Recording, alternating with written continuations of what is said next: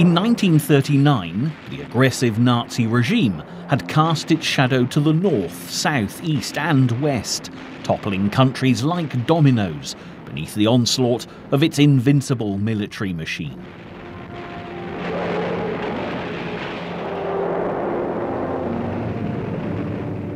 By June 1940, Germany had invaded every country on its border and beyond, and as Hitler marched victoriously into Paris, there was only one thorn left in his side: Great Britain. The phony war was now over, and the Battle of Britain was about to begin, but as the planes of the Third Reich began to swarm towards British shores, they would face a nation determined to defend its beaches, towns and cities, no matter what the cost.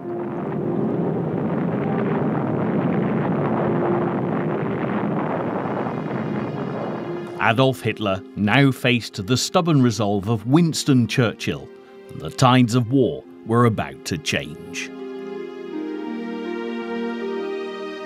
The story of the soldiers and civilians, men and women, who fought to defend their island and battle against a regime that threatened freedom and democracy in Europe is the turning point in a war that seemed impossible to win.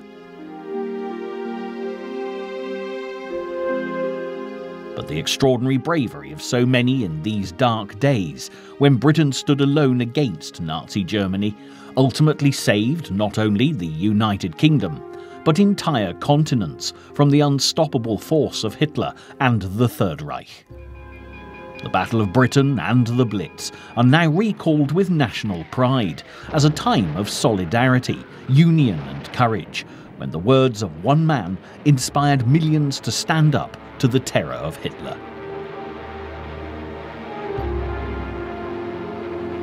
Although always a controversial personality, there's no doubt that as Winston Churchill came to power as Prime Minister in 1940, he was the driving force behind Britain's battle with Nazi Germany, and is now one of the most important figures of our modern age, embodying perfectly the image of British glory and honour. He was well past retirement age in his mid-60s by the time he found himself at the helm of British politics with his wartime coalition government. But his journey to the pinnacle of his career in the House of Commons had been a colourful one, filled with adventures, and this intriguing programme will begin by exploring his early life, to discover a little more about the man who played such a vital, larger-than-life role in the Second World War. Born in 1874 to Lord Randolph Spencer Churchill and his beautiful American socialite wife Jennie Jerome, Winston was descended from one of the greatest military commanders in British history, Lord John Churchill, who had crushed the forces of Louis XIV at the Battle of Blenheim in 1704. Sadly, though, the family despaired of Winston, a hyperactive and rebellious boy who struggled academically despite the expensive Harrow education he'd been given, and was a disappointment to his ambitious father.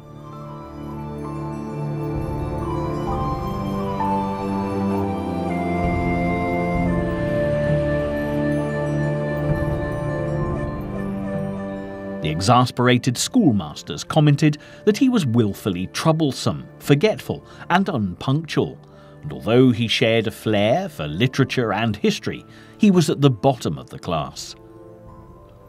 Churchill later described Harrow as a sombre grey patch upon the chart of my journey. But after only a year at the renowned school, he recalled an event which would mark the turning point in his life, as his father came to inspect his toy soldiers. All the troops were arranged in the correct formation of attack. He spent 20 minutes studying the scene with a keen eye and captivating smile. At the end, he asked me if I would like to go into the army, so I said yes at once. From that moment on, at the age of 14, Churchill prepared for his future in the military. On entering Sandhurst Military Academy, Winston began to shine and passed his exams with flying colours. His talent for English also served him well, and from the moment he left Sandhurst, whether serving as a soldier with the Royal Hussars or as a war reporter, wherever there was a conflict, young Churchill could be found. Between 1895 and 1900, Churchill was involved in action from Cuba to the Sudan, India to South Africa, and would always crave adventure. In fact, to his delight, he came under fire for his 21st birthday while reporting on the Spanish-American conflict. More often than not, Churchill would return home accompanied by dazzling tales of his heroic deeds.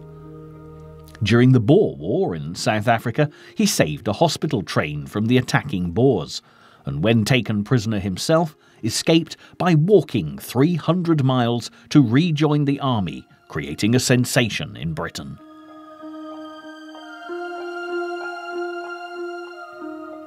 Winston began a lifelong habit of making the news rather than reporting it, and when, at 26 years of age, he stepped into the House of Commons to join the Conservative Party in 1902, he had already made an impressive name for himself. Perhaps inconsistent with his political allegiances, Churchill soon fell beneath the spell of the charismatic Lloyd George and the Liberal Party, and left the Conservatives 2 years later.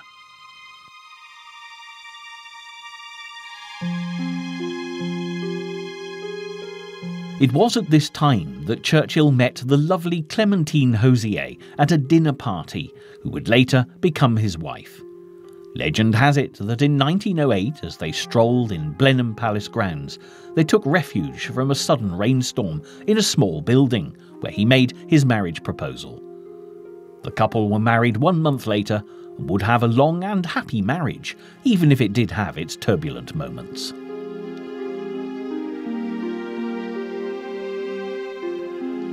This was, in fact, an age of turbulence for many women in Britain, and as the suffragettes marched through the country demanding the right to vote, Churchill was caught up in the conflict. In Bristol, one of the bold ladies attacked the politician with a dog whip, and although he weathered the storm, the policeman who had disarmed the suffragette handed the whip to Mrs. Churchill, making for an interesting memento. Despite such close shaves, Winston couldn't resist the slightest hint of excitement, and during the siege of Sydney Street in 1911, while serving as Home Secretary, he made a controversial visit to the scene of the dangerous gunfight in the East End. When the former Prime Minister, Arthur Balfour, caught sight of a photograph of Winston, a lone figure amongst the police and soldiers, he barked, "What was the right honourable gentleman doing there?" However, when shortly afterwards Churchill was transferred to the post of First Lord of the Admiralty, as the prospect of war began to threaten Europe, it seemed that a man of action was the right man for the job. But this didn't prove to be the case, as World War I resulted only in political disgrace for the energetic Churchill, when he was blamed for the tragic events at Gallipoli.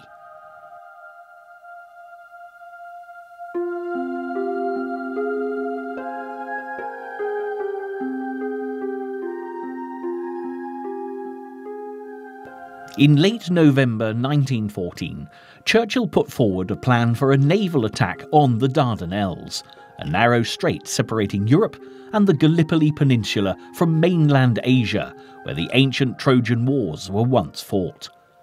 The objective was to secure a sea route to Russia by capturing Constantinople, but the venture failed miserably. The naval attack was a disaster, and as the Australian and New Zealand volunteers, the Anzacs, gathered ready to invade by foot, valuable time was lost waiting for more British troops to arrive.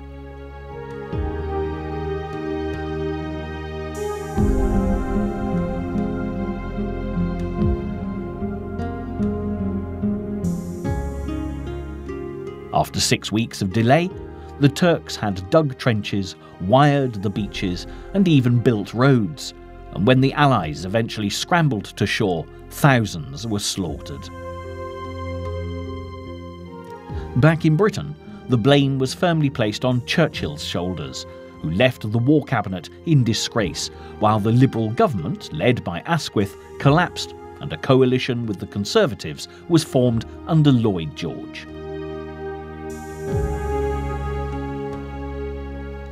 It seemed that the ambitious Churchill's glorious career had come to a sudden end, and after resigning, he went to the front in France to fight alongside the soldiers in the trenches.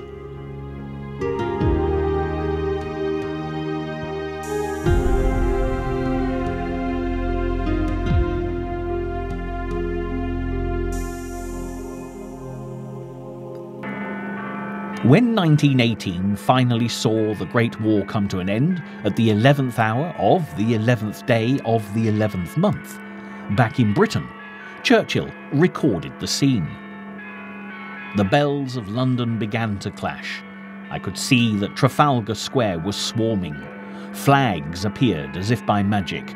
Almost before the last stroke of the clock had died away, the strict war-straightened, regulated streets of London had become a triumphant pandemonium. Yes, the chains which had held the world were broken. As the world celebrated Armistice Day, Churchill was once more in the House of Commons, and by July 1919, as the politicians signed a peace treaty at the Palace of Versailles, it seemed that harmony in Europe was ensured, although Churchill remained unconvinced of lasting peace.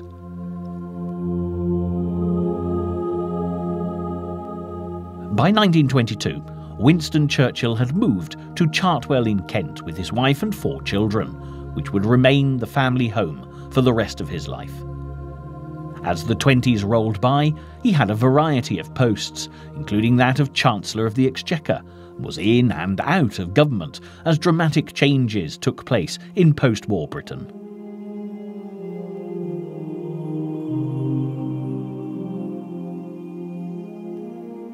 The suffragettes finally made a breakthrough with their demands, and along with shorter hair and considerably shorter dresses, women were now allowed the vote.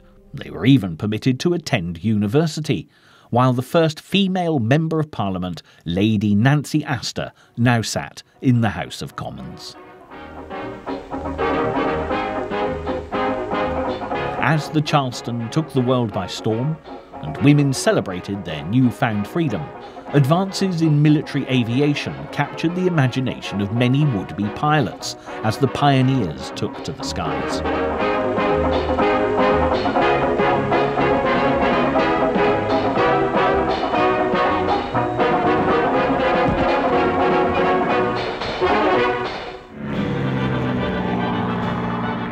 As lighter and faster planes were tested and perfected, the battle for air supremacy reached ever greater heights.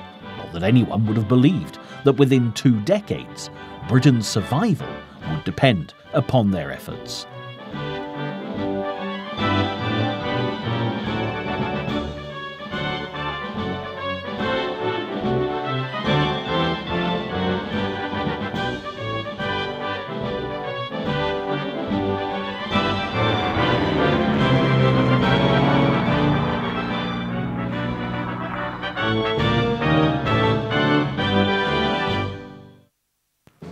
Despite the rejoicing and years of peace, however, in the eastern corner of Europe, the rickety foundations of the Weimar Republic, which had replaced Germany's disgraced monarchy, creaked and shuddered beneath the growing pressure of a new and aggressive Nazi movement.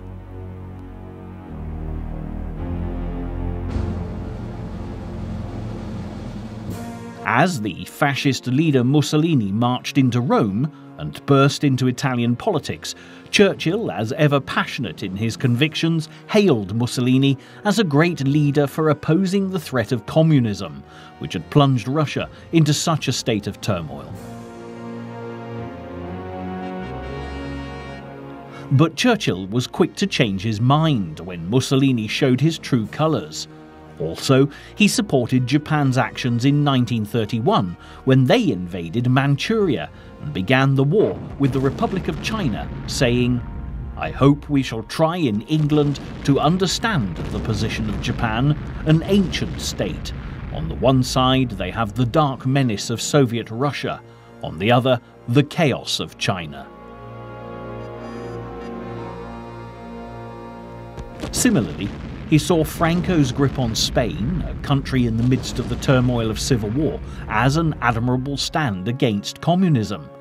However, the fact that Churchill was never afraid to change his position when his thinking was later proved incorrect is part of what made him such a remarkable leader, something Great Britain had never been more in need of.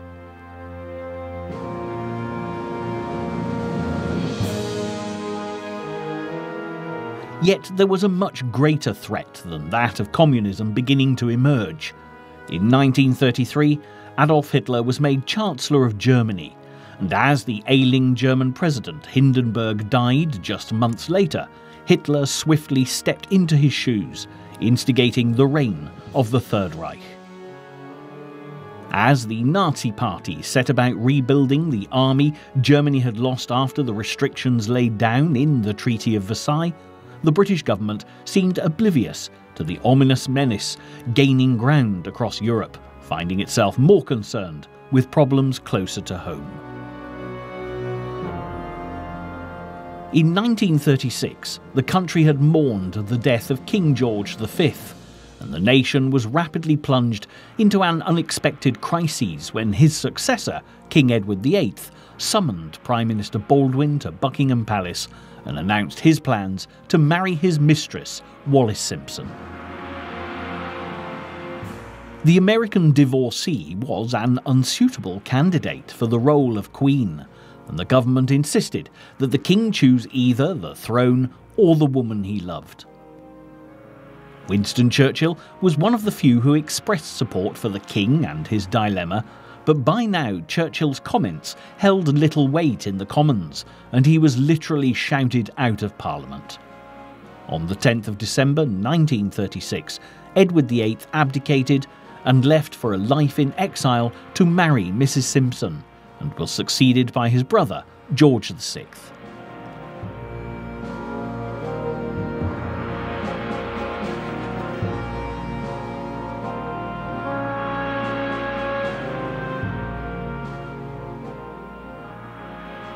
The episode once more tarnished Churchill's political record, and he was genuinely shocked by the hostility he'd met within the House of Commons, remarking that, "I was myself smitten in public opinion, that it was the almost universal view that my political life was ended."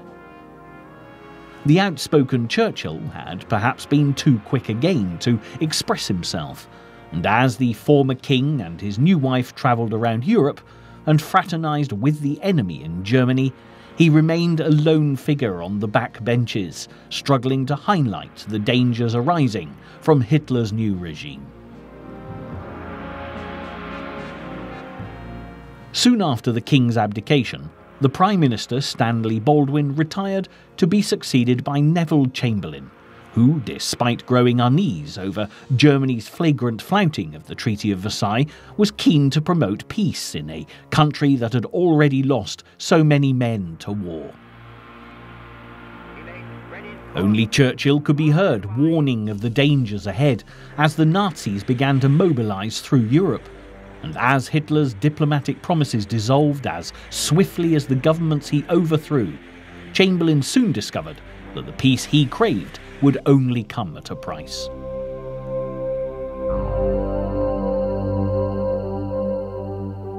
As the Nazis occupied the Rhineland, annexed Austria, and stood poised to advance into Czechoslovakia, the British Prime Minister met Hitler in Munich to negotiate a peace treaty, but the piece of paper Chamberlain waved triumphantly before the British public would prove useless in preserving peace in Europe.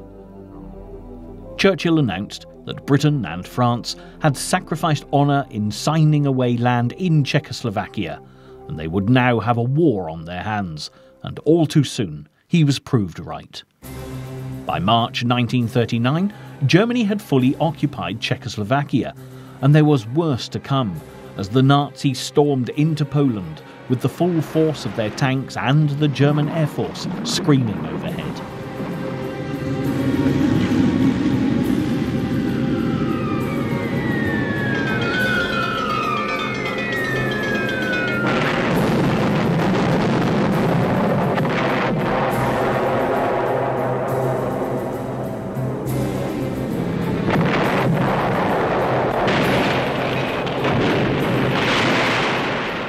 September 3rd, 1939, Britain had no choice but to declare war, while millions of children were evacuated from the cities to the safety of the countryside to await the predicted Armageddon.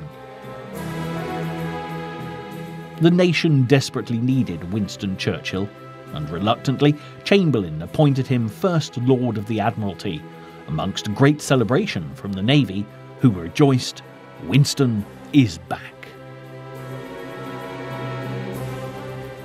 As Churchill solemnly accepted the role for the second time in his career, he spoke of the fight now facing the British people.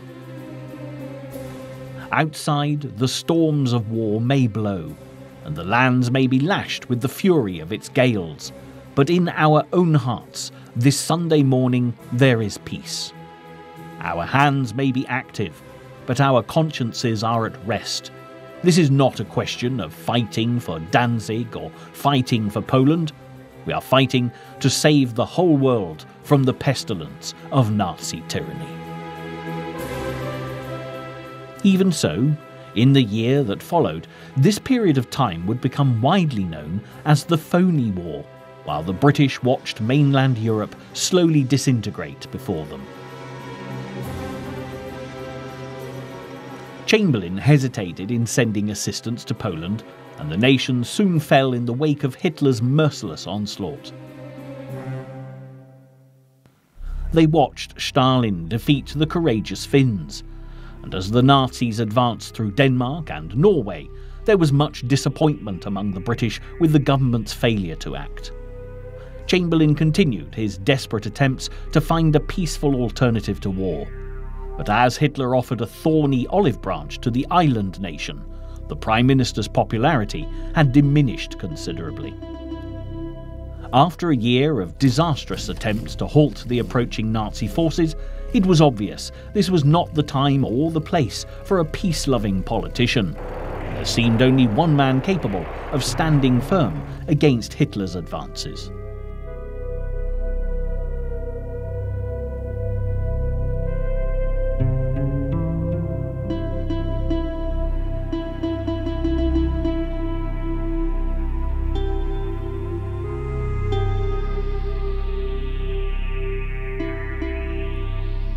As Nazi paratroopers landed in Holland and Luxembourg on May 10, 1940, Winston Churchill made his way to No. 10 Downing Street to succeed Chamberlain, who'd resigned as Prime Minister of Great Britain.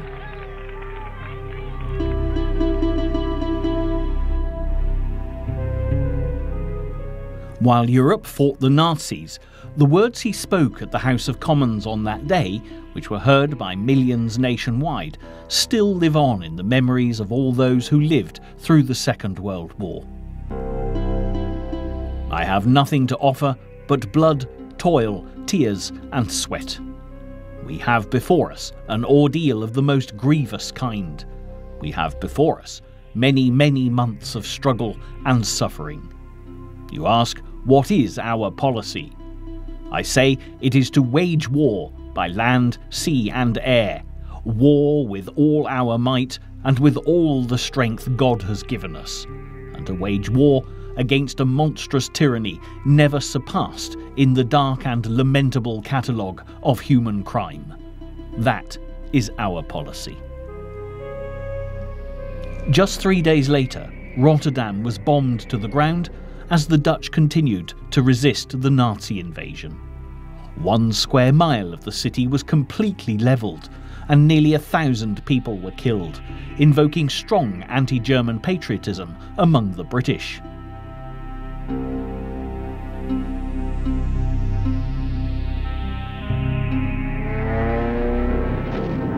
response to the violent strike, Churchill sent the first bombers into Germany to attack the industrial region of the Ruhr. And as the German panzer tanks stormed towards France, British soldiers stood poised along the French border, ready to defend Hitler's next target.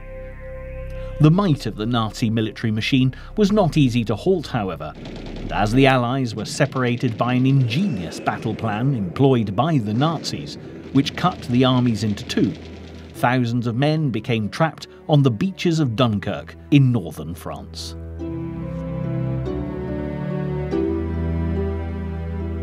They were at the mercy of the Wehrmacht, who were hot on their heels, and as Britain stood on the verge of a tragedy on the scale of Gallipoli, Hitler suddenly made an extraordinary decision and halted the advancing troops. Churchill seized the opportunity to launch an equally extraordinary plan that has gone down in history as Operation Dynamo. Speaking to millions throughout Britain over the radio waves, the Prime Minister called on anyone with a boat, be it large or small, to head for the shores of France to save the whole route, the core and brain of the British Army.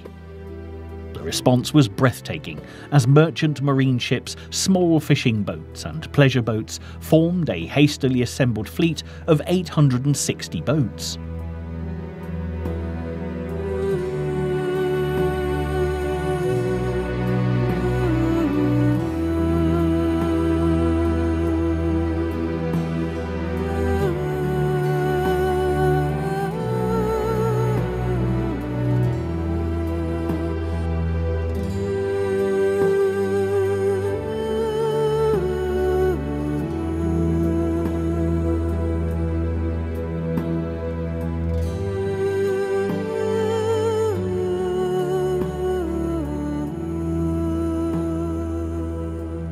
Managed to save over 300,000 men, hailed by Churchill as a miracle of deliverance, which was celebrated throughout the country.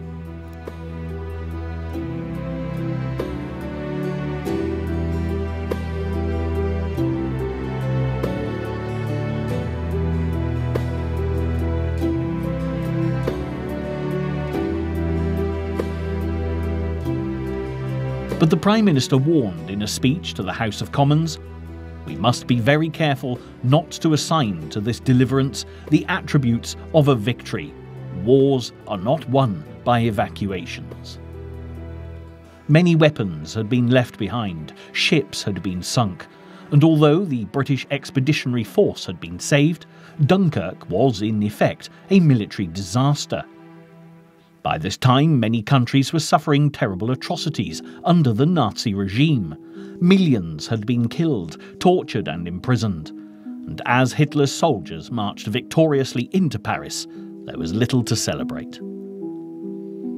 As France fell on June the 18th, 1940, Churchill turned to the British people and made a chilling speech. What General Weygand called the Battle of France is over. I expect that the Battle of Britain is about to begin. Upon this battle depends the survival of Christian civilization. Upon it depends our own British life and the long continuity of our institutions and our empire. Hitler knows that he will have to break us in this island or lose the war. If we can stand up to him, all Europe may be free, and the life of the world may move forward into broad, sunlit uplands. Let us therefore brace ourselves to our duties, and so bear ourselves that if the British Empire and its Commonwealth last for 1,000 years, men will still say this was their finest hour. As Hitler glared across the Channel at the island nation still stubbornly refusing to negotiate with Germany, Churchill had not been mistaken. Britain was about to come under siege, the phony war was definitely over, and every man, woman and child would have to pull together if Hitler was to be prevented from setting foot on British soil. However, the Nazis didn't realise that, compared to the many nations already vanquished as a result of Hitler's blitzkrieg, Britain had watched the approaching conflict for nearly a year and was very much prepared for war.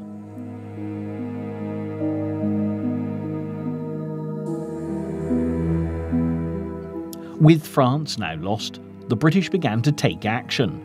Barrage balloons were put up, the factories stepped up production, and as more and more men poured into the army, women took their place in the factories, manned the farms, and even joined the Women's Voluntary Defence Corps. Local defence volunteers exercised on the beaches and prowled the Thames on the lookout for Nazis, and were supplied with any weapons that could be found, which even included guns from military museums and cutlasses and dusty old rifles from Lord Nelson's day. Australians poured into the country, as well as soldiers and airmen from Poland and other nations under Nazi occupation.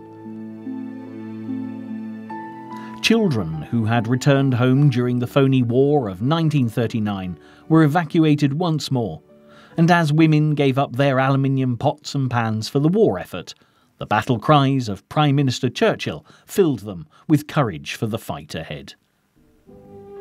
Even though large tracts of Europe and many old and famous states have fallen or may fall into the grip of the Gestapo, and all the odious apparatus of Nazi rule, we shall not flag or fail. We shall go on to the end. We shall fight in France. We shall fight on the seas and oceans. We shall fight with growing confidence and growing strength in the air. We shall defend our island, whatever the cost may be. We shall fight on the beaches. We shall fight on the landing grounds. We shall fight in the fields and in the streets. We shall fight in the hills.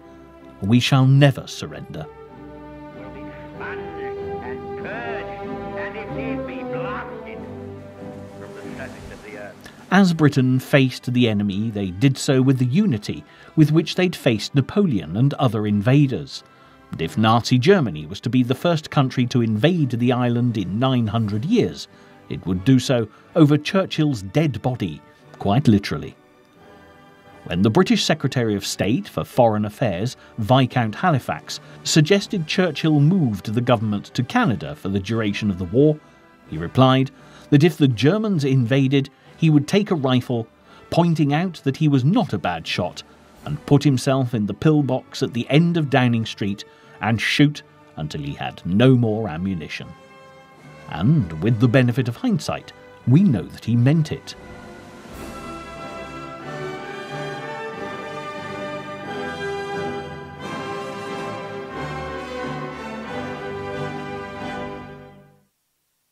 What's more, Hitler was equally well aware that he had a worthy adversary in Churchill, and as he couldn't march his army into Britain because of the English Channel, and his ships were hardly a match for the might of the British naval forces, as had been demonstrated when the Germans invaded Norway, he opted for an air offensive to prepare for a full-scale invasion. In July 1940, he issued Directive No. 16, Operation Sea Lion, which announced his plans to bring Britain to its knees within a month.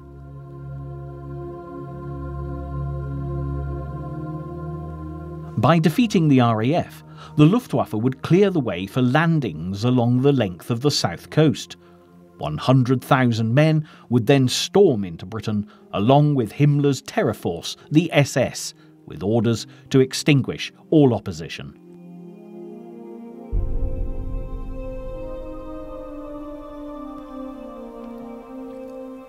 As London was wrapped in barbed wire only days before the Battle of Britain began on July the 4th, Churchill had a difficult decision to make.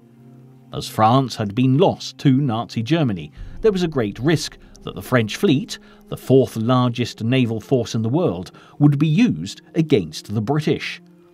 The highest concentration of naval strength was gathered at the port of Mers al-Kabir in Algeria, and Churchill presented the House of Commons with the sad necessity of sinking the ships to prevent the Nazis using them. After failing to find a compromise with the French commander of the fleet, the British were forced to open fire, killing over 1,000 French sailors, and to date it would perhaps have been one of the most difficult decisions Churchill had ever had to make. It also served notice to Adolf Hitler that when it came to invading Britain, he most definitely was not going to have it all his own way. On July the 10th, 1940, the Battle of Britain began with Göring's Luftwaffe launching ruthless attacks on British shipping.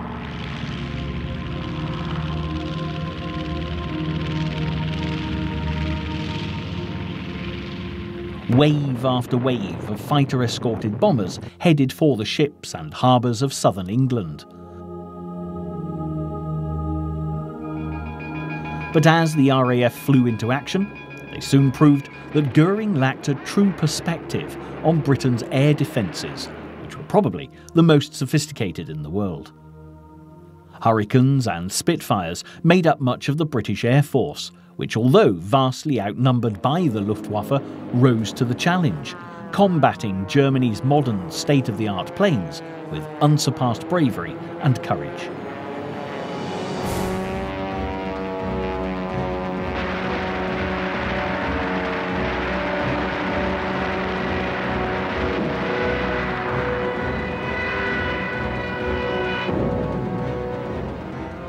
Farm boys, doctors, factory workers, bank clerks and shop assistants, alongside hundreds of other young men with ordinary jobs, little training and virtually no combat experience, faced the rigorously trained and experienced might of the Luftwaffe and took on the role of David against Hitler's Goliath.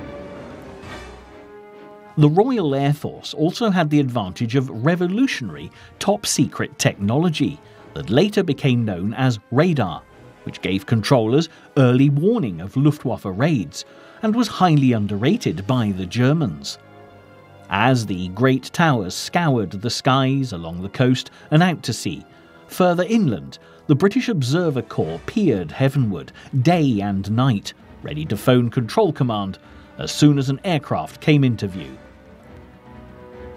Both the Observer Corps and radar provided an invaluable part of Britain's defence, as the controllers who watched the tables 24 hours a day would send out warnings to the nearest fighter bases as enemy planes came within sight, and they in turn would be ready to fly into action.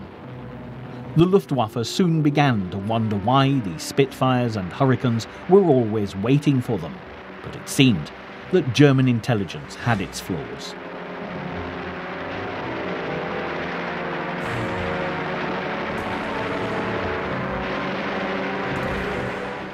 Ironically, back in 1939, before war broke out, the airship Graf Zeppelin had been sent to Britain on a spy mission. The British radar operators saw the largest echo they'd ever witnessed appear on their screens as the vast airship flew up and down the east coast, packed with listening equipment to detect whether radar transmissions were in operation. After causing a stir in the British control rooms, the German scientists aboard the airship concluded that radar in Britain was primitive and inefficient, and promptly floated back to the fatherland. This is far from being the only unexplained notion of German spies, as they also believed the Boy Scout movement to be an arm of the British intelligence service. Along with radar, there was another invaluable source of information for the British war effort. After Gallipoli, Churchill was well aware of the importance of military intelligence, and hidden away at Bletchley Park, complete with Old Manor House in Buckinghamshire, were thousands of cryptographers busily working away to decode the German Enigma machine.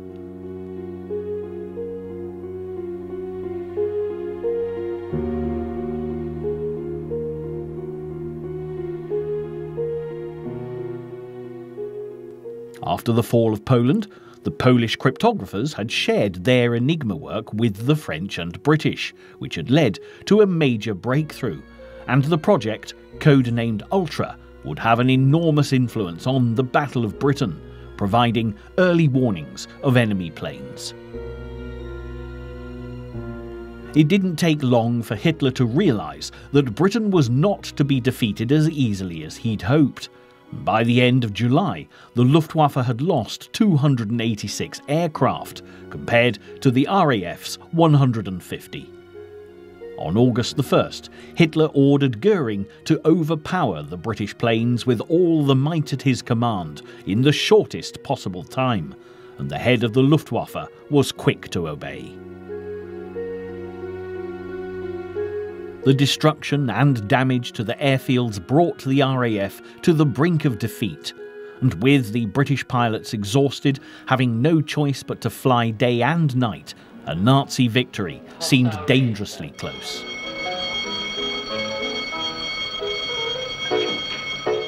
However, Goering was cautious and noted that an Englishman is like a wounded bull. He is most dangerous when he's injured.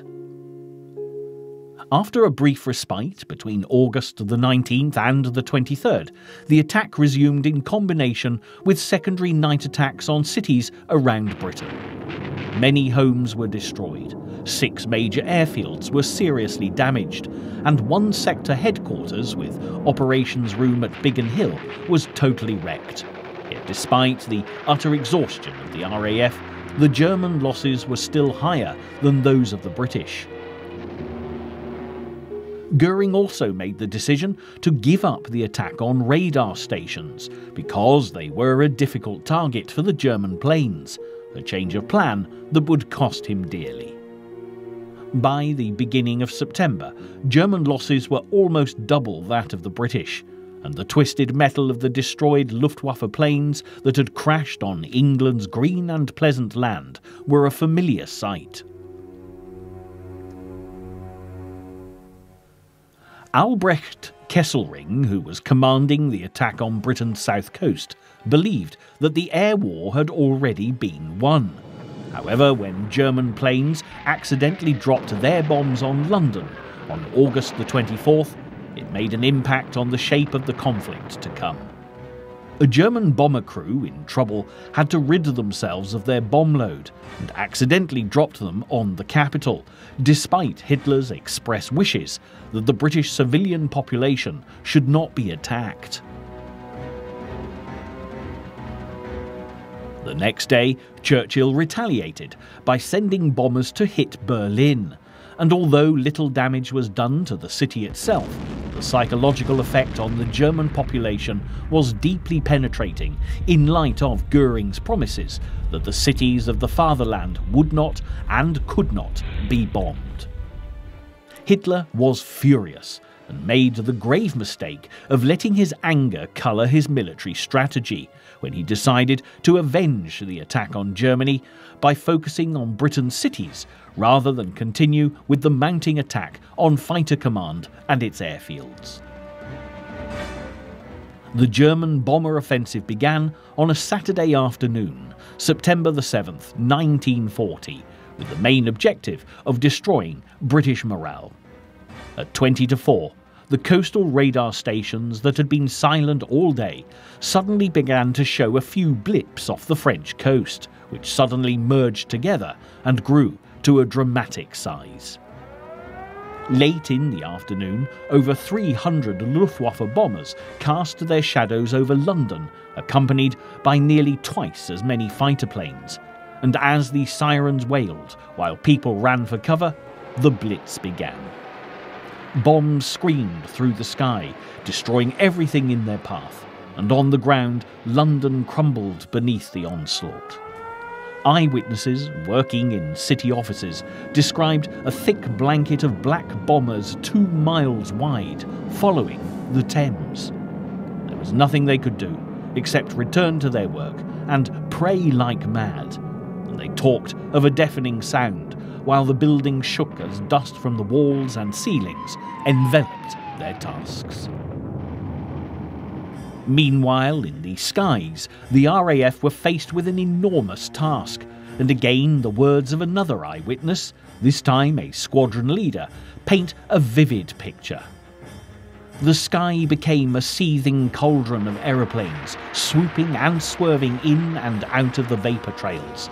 A hurricane on fire spun out of control ahead of me. Everyone was shouting at once, and the earphones became filled with a meaningless cacophony of jumbled noises.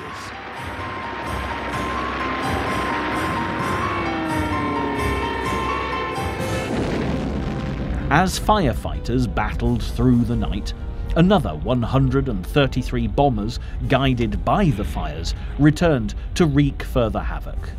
By the end of the day, over 400 Londoners were dead and around 1,500 injured. As firefighters worked around the clock, people began to emerge from the shelters to view their destroyed city. But in true British style, as the dust began to settle, the Sunday roast was cooked, whether it be at home or in a neighbour's oven, and morale didn't waver, boosted by a classic radio broadcast from Churchill, when he declared that Hitler had no understanding of the spirit of the British nation or the tough fibre of Londoners. However, the attack was far from over, as Nazi invasion crafts now prepared to land on British shores.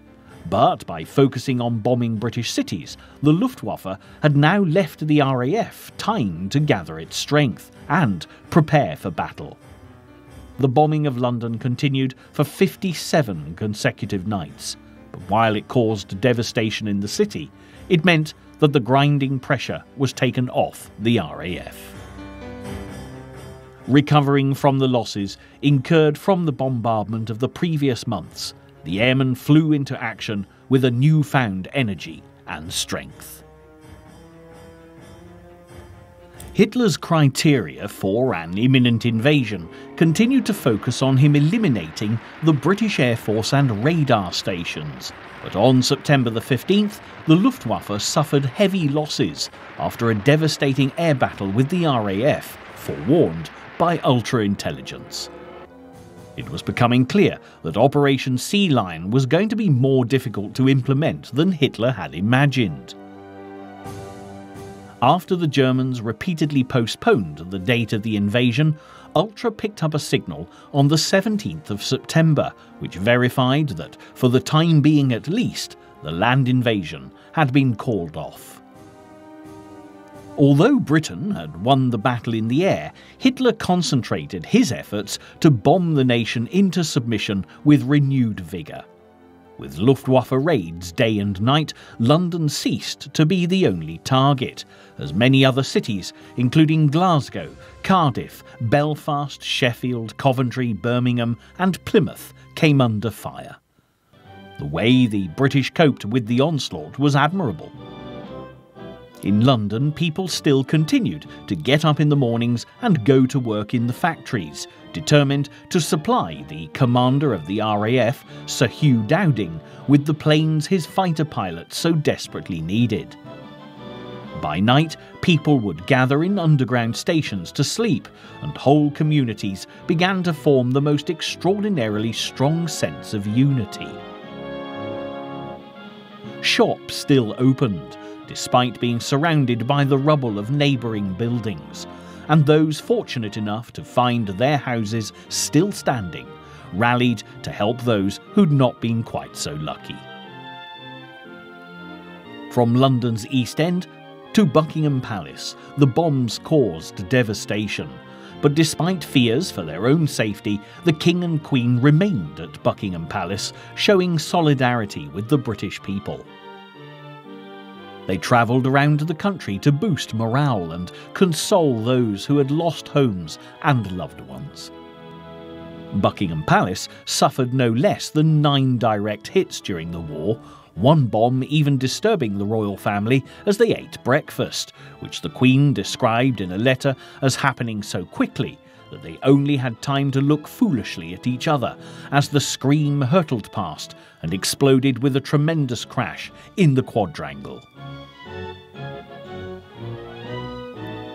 But once the palace had been bombed, the Queen said that she now felt able to look the people of the East End in the eye, and rather than shattering the nation's morale, attacking the home of the monarchy had quite the opposite effect, as the British now felt that their royal family shared their suffering and the kingdom was united in their resilience to oppression.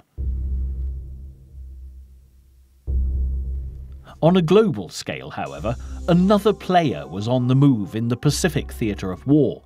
as on September the 27th, 1940, Japan signed the Tripartite Pact in Berlin, joining Germany and Italy in the fight against the Allied forces.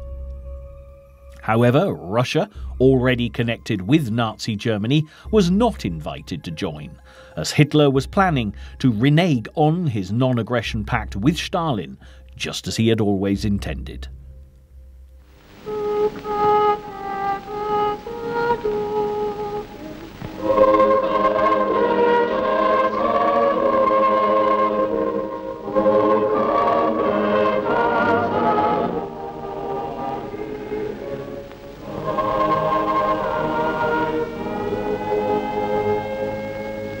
As 1940 drew to a close, Christmas was one that the British would never forget, as they gathered in the underground stations and shelters as Hitler's bombs shuddered and shook the city above.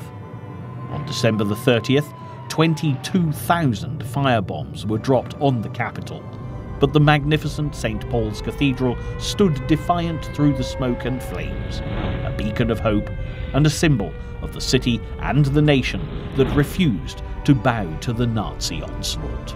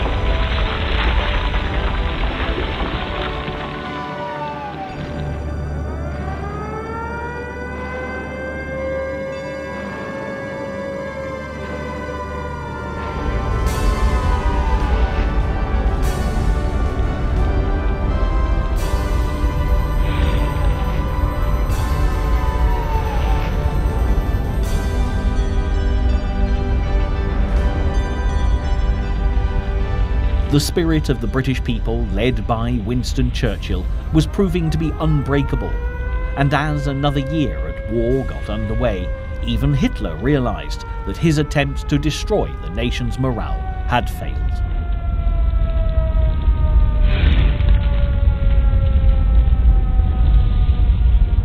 Nevertheless, this served only to fuel the Führer's determination, and he increased the German attacks on ports and shipping to keep the British forces at full stretch, while he planned his next move. By now still fighting on alone, Britain was in desperate need of support, and finally the Americans took action, although still not committing themselves to enter the war. On March the 11th, 1941, President Roosevelt signed a Lend-Lease bill, which would provide Great Britain with all the vital supplies they needed to continue fighting against Hitler. While the British had the advantage of a stretch of water between them and the Nazi invasion force, mainland Europe could offer little resistance, as Hitler's troops stormed through Yugoslavia and marched into Greece. But the English Channel could not stop the Luftwaffe bombers, and on May the 10th, 1941, London faced its most terrifying attack, which damaged many important buildings, including the British Museum, the Houses of Parliament, and St James's Palace, resulting in the heaviest casualties to date, with 3,000 killed or injured. 6 days later, 111 bombers attacked Birmingham, but as the smoke cleared on yet another scene of devastation, it marked a point in the history of the war that would see Hitler make what would prove to be a huge tactical error, turning his attention to Russia and opening up an Eastern Front. As Hitler put Operation Barbarossa into action, he believed that Russia would quickly fall, which would, he hoped, in turn isolate Winston Churchill and the British even further. But yet again, he had underestimated the enemy on two counts. Firstly, Russia was a huge expanse of land to occupy, and Stalin's Red Army were prepared to fight to the last man to defend their homeland. And secondly, Winston Churchill was far too pragmatic to miss the chance of recruiting the Russians to the Allied cause, offering Stalin all the technical and economic assistance needed to resist Hitler's advances. Whatever had happened in the past, Churchill put to one side, and although it would never be an easy alliance between the two leaders, it would nevertheless be pivotal in holding Hitler at bay until the Americans joined the Allies at the end of the year. The battle for Britain was far from over, but things were beginning to improve for the Allied war effort. As Winston Churchill saluted the efforts of the RAF, claiming that never in the field of human conflict was so much owed by so many to so few, the events that were about to unfold would stretch far beyond the shores of Great Britain in the continued fight for freedom against tyranny.